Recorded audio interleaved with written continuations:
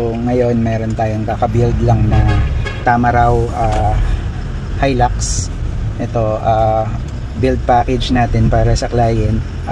On the way na ako para i-deliver sa kanya yung unit niya. Ang ginawa natin dito is in-upgrade natin yung suspension, Roamer series. Tapos ginamit natin yung stock na rims niya, then pinalitan natin ng bigger tire size, BFG yung choice ng client na KO2 all-terrain.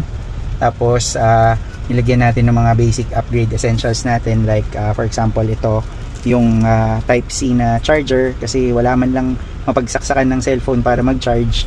Tapos in-upgrade na rin natin yung busina. Ayan, kasi nga napakahina ng busina ng stock na itong Tamaraw Hilux na to. So pinalitan natin siya ng Dolce 3 na busina. Meron siyang eco mode. Nilagyan din natin siya ng switch, of course, na Tamaraw specific. Ayan, fit na fit siya dun sa butas. Walang modifications na kailangan gawin. And then to complement itong mga orange trimmings, nilagyan din natin ng pillar cover na orange. Tapos of course yung grab handle, ayan, kabilaan yan. Then nag-request si client kasi nakita niya yung ating shop car na may Champ emblem. Nilagyan din natin to ng Champ emblem. Tapos ewan ko makikita nyo, ayan, may cargo net na rin siya, bagong product natin para dito sa Tamaraw.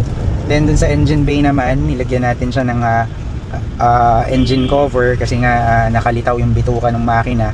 Tsaka nakatulong din yun sa pag lessen ng vibrations tsaka ng tunog, parang nag-insulate kahit papaano.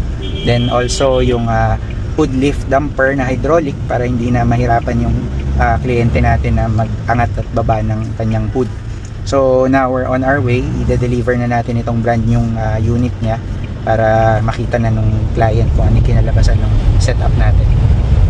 Isa sa major upgrade na ginawa natin dito sa Hilux Tamaraw na to is pinalitan natin ng suspension kit.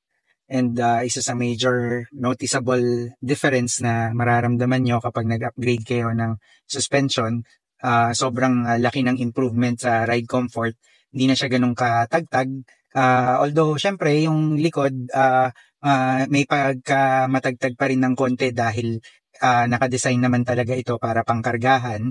Pero ang masasabi ko lang, kapag ka nag-upgrade na ng shock absorbers kagaya ng ginagawa natin dito sa mga unit na pinapasetup sa atin, ang laki ng improvement.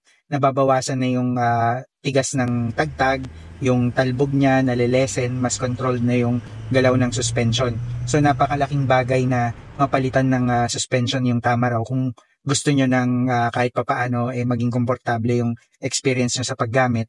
Although syempre karamihan sasabihin designed naman yan pang utility, pang karga, ganyan. Pero malaking bagay pa rin kung ma-upgrade yung suspension kasi nga kahit papaano hindi naman palaging may karga. Pagka wala kasing karga yung bed, masyadong matagtag, matigas yung bagsak. Pero pag na-upgrade na, komportable na rin siya gamitin kahit walang karga.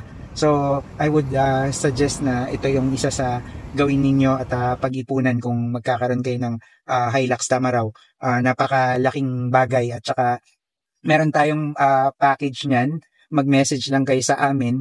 Meron tayong suspension package, meron din yung suspension with tires upgrade. Mas makakatipid kayo kapag yung package yung in-avail ninyo. And also, tested na kasi namin yan na talagang may improvement kayong mararamdaman right off the bat pag kinuha nyo sa amin yung unit after the upgrade. So on the way, ramdam na ramdam ko kagad yung improvement ng suspension.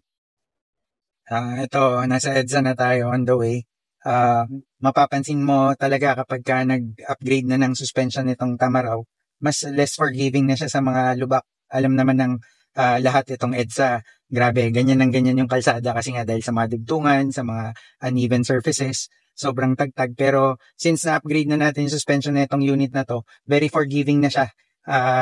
Hindi na masakit yung bagsak. Tsaka siguro mako-compare nyo naman dun sa mga ibang videos na na-share namin na naka-all stock. Kahit sa video pa lang halatang halata na sobrang tagtag eh. Pero ngayon, very happy ako. On the way sa delivery na itong unit papunta kay client, nasa EDSA ako, malambot na yung bagsak niya, hindi na masakit sa tiyan. Tsaka talagang noticeable yung improvement ng suspension. Kaya sulit na sulit to. I'm sure yung client magiging happy sa result nito.